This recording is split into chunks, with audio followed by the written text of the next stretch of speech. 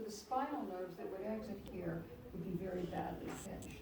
And here, this vertebral body almost completely gone, and this one is compressed.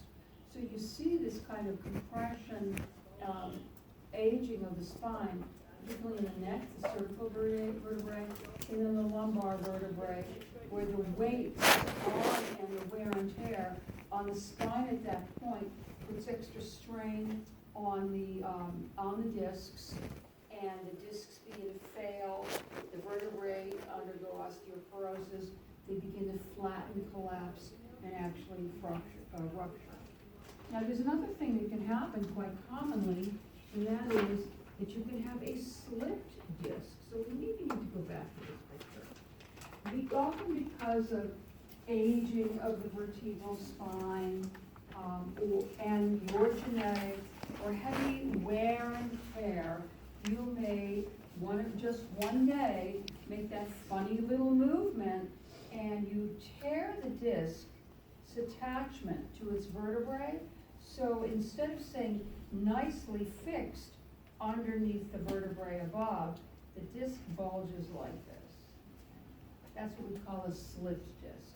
And they can bulge to the back, or they can bulge anteriorly to the front. Now when they do that, they're very likely, especially if they bulge here to the back, which is very common, bulging to the back. This is your spinous process on your vertebrae. When they bulge to the back, they invariably pinch spinal nerves that are exiting from the vertebrae at that point. They cause a lot of problems. Additionally, the vertebral bodies now are no longer even with one another. The disc is bulged, so the vertebral body is now at an angle. So you have even more wear and tear on the vertebral body. Now, slipped discs are very common, and people will have a back injury where they'll go in and they'll be evaluated, and the doctor will say, oh, you have 5 or 6 slipped discs.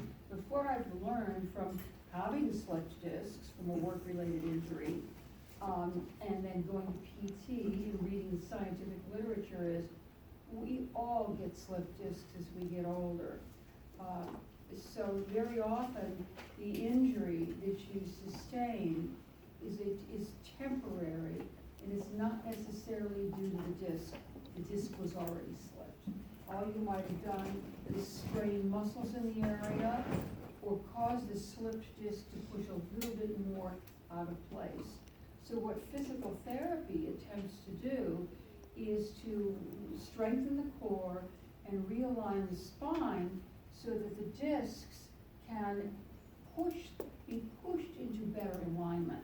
And they're not going to go all the way back in, but if your weight is down, your posture is good, you build up your core strength, and you strengthen the muscles in the spine, along either side of the spine, it's possible to compress the area enough that that slipped disc shifts back into place a little bit and creates fewer problems. Yeah. Is there a way that they can put in artificial discs?